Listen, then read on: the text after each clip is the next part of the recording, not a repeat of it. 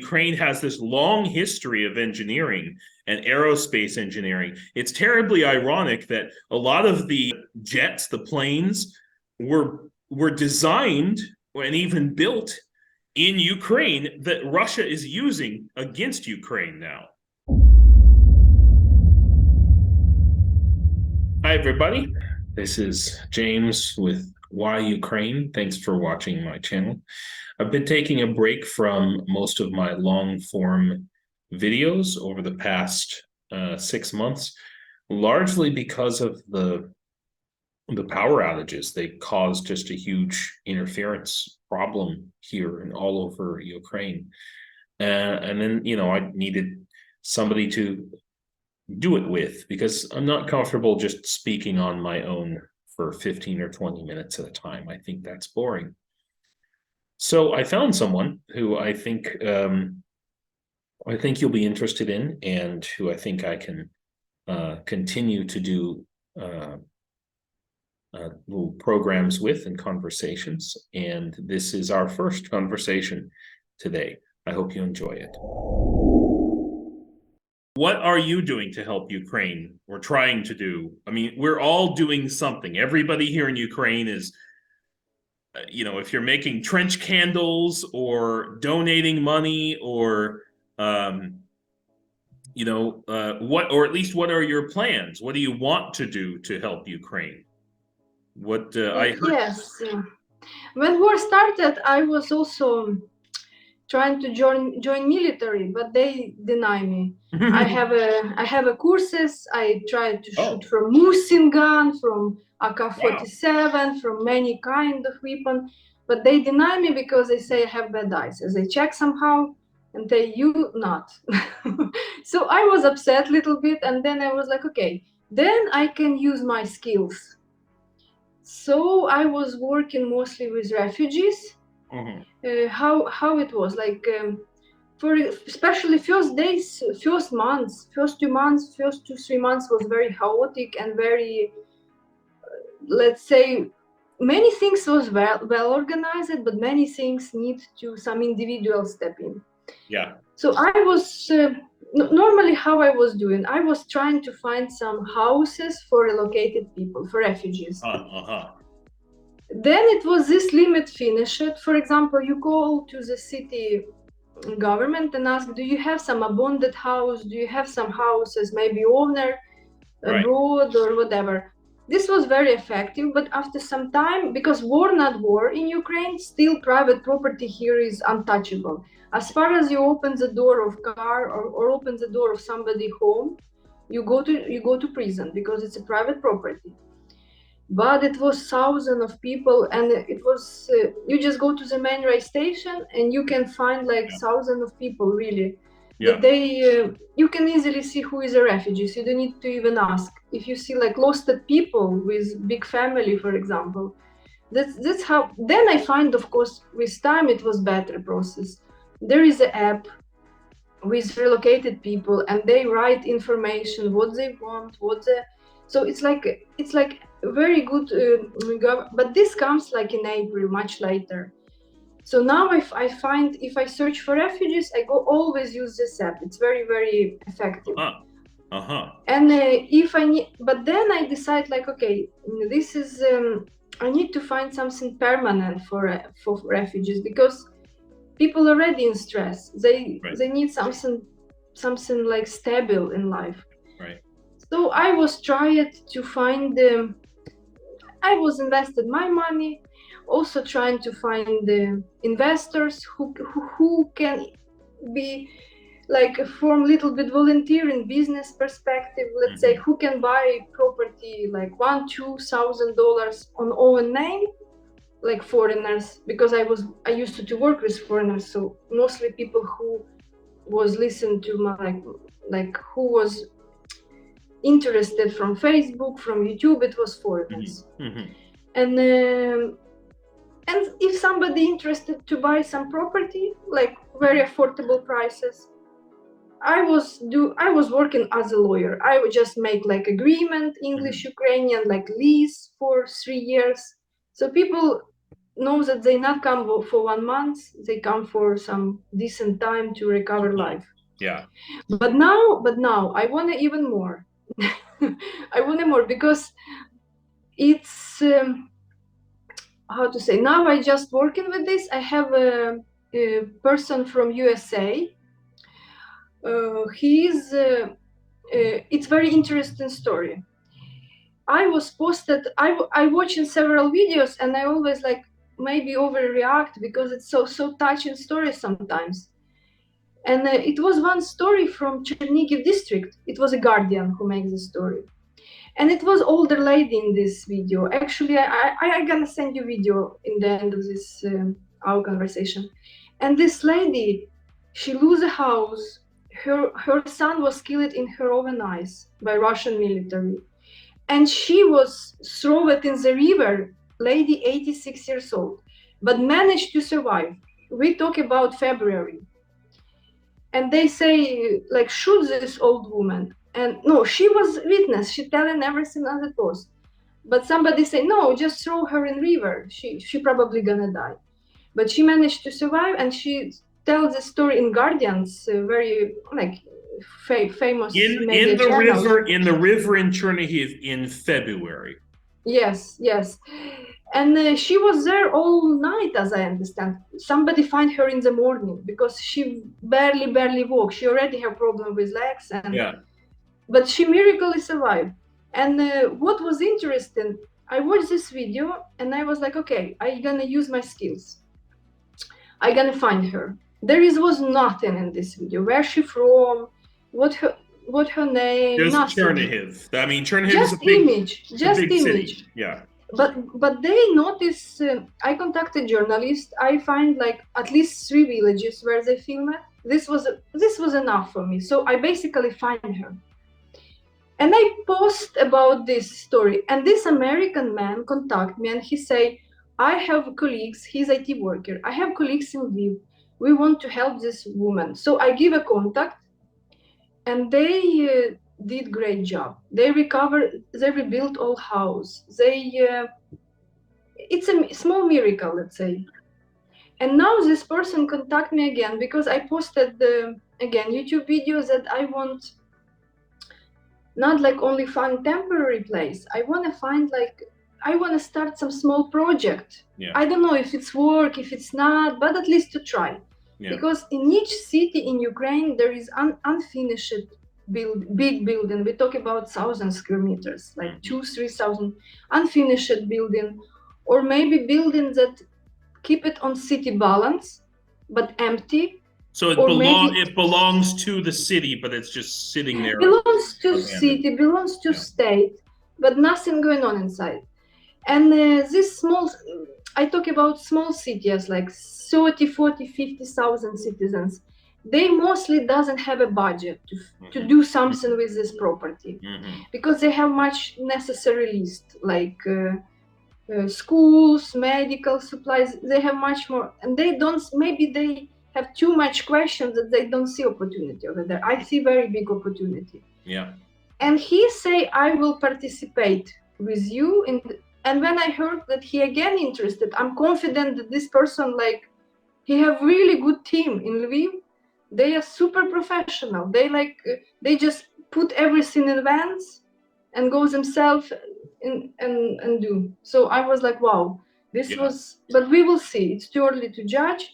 We find a big plot of land with old house, basically ruins. But and we find people who gonna make foundation. And in this land, possible to install maybe 3, maybe 5, maybe 10, like a model houses. Yeah. And my job to find maybe companies who ready to somehow co-work in this project. And next to this property, this huge, more than 2,000 square meters, big building. But we will start probably from something small. Yeah. And maybe. Because this is anyway small, but it's still good budget anyway. So soon you're gonna see me with a helmet We're gonna have this Zoom. That's great. I don't care. Hair will be full of dust, but it's okay. Face. Well, one outfit that I would maybe think about talking with might be Baalbek Bureau. They're an architecture firm in Kiev, and they've actually been working on a project in Chernihiv to rebuild homes using volunteers. And they also I haven't seen the app, but they also created an app to help homeowners, redesign their interior spaces, to basically to remodel themselves, their homes that have been, destroyed. So, maybe I can talk to Slava is the name of the CEO of Baalbek. Any help, idea? As we say in Ukraine, 2 hat is good, 3 hat is even better. Somebody can bring very good thought, It's difficult to translate jokes and difficult to translate these wise sentences. We always, it's only good, good, because especially he's a specialist. Yeah. I'm soon I will be also expert in electricity, in plumbing, and everything, in innovation. I have if I take away jacket, I have very big biceps, triceps, No, really, look. I'm not joking. Because lots of, plastering walls. Yeah. Old houses, they good. Roof is good, nothing leaking. Walls, it's even for $1,000, it's still proper house with all communication. Sure. But of course, some repair needed because so I'm not afraid. Dirty work too. So me neither. I'm useful. I think I'm like a warrior lawyer. Warrior lawyer. Yes, that's how I participate. Hey, they won't give us a gun, so we'll take a shovel. Exactly. Yeah, and maybe this is even for best because maybe they're doing right because. Even on these courses, how to shoot, I understand it was very, very not easy. Sure. It was, for example, from some guns, it was so much feedback. I have even blue mark. But this is just a training. This is nothing. This is not real. Yeah. And but even my cousin also was denied to enter. Yeah. Oh, I know a lot of people. I mean, every time that I've gone to apply, there's been like 6 people ahead of me. I even, do you know the Marcus battalion? A famous author, I can't remember his name. Famous author. He fought in Donbass, and he wrote a book, and it was something about like footsteps in Donbass or something. I think his last name was Marcus. Anyway. Oh, shame of me! I will discover. Yeah, I'll look it up. But he last May started his own independent, fighting group battalion. By himself. Well, I like this. Yeah. I like this. Officially, you can do. You just set a volunteering organization. Right. This what I like, and I hope people that gonna watch this, they feel that this is a little bit optimistic note in our discussion. Yeah. So if somebody thinks that Ukraine capitulate or there is some kind of thought that we're gonna give up, people who say, oh, Zelensky should just negotiate. He would be kicked out of the country. In 1 second. Like instantaneously. That's why Ukraine is a democracy. Exactly. People not understand that Zelensky, we respect him. Many people really vote for him, not me, but many did. But I mean, and I respect choice of people too. But it just elected person, and probably next year will be different. Yeah. Also possible. Yeah, the whole world thinks Zelensky is a hero, and Ukrainians are like, yeah, well, we're all heroes right now. So We're all presidents. yeah, yeah, Oh yeah. my, yeah, this is like people not understand that. Plus, negotiate with Zelensky. Who is the other part? People who offer this, I say, here is the direct number of Putin. Please do this. Maybe do it. Yeah. Like Yeah. it's the same as negotiate with serial killer. You know Yeah. how he gonna kill you? So longer or 5 minutes faster? It's like it's ridiculous. Yeah, fine. This is maybe will be. Oh my God! From this we need to start actually. One of the biggest bank in Ukraine offered 200 million hryvnias. How it's gonna be in dollars? It's gonna be like 50 million $50 million. Yeah, it's not small. $50 million. $50 million. It's not small money for any person that gonna bring drone to the Kremlin. Oh yeah, I saw that. I saw this that. Is unbelievably good. So it's this I also was participating all the time, but unfortunately lack of something. There is some I have like good engineers from different countries, mostly from Norway. I have like this person I really want to help because he have a running company in Norway and he already bring 3D machines which can produce these drones like in mass production. Yes. 3D printers, yeah. Yes, and they standing doing nothing in Kyiv. Oh this my is God. Such a shame. This okay. is such... Okay. I'm trying to connect different people. I have like people on cars, like a soldiers that can bring directly to the front line. Yeah. I have this amazing producer. I actually send you link of Eric. He opened what he doing. He not afraid. And he has this 3D drones in Kyiv. Yeah. And I hope that it will be, because I'm very, very much not technical person. I'm like more doing network, connecting people. But how to organize production? And now we have very good motivation, you know, from this monobank.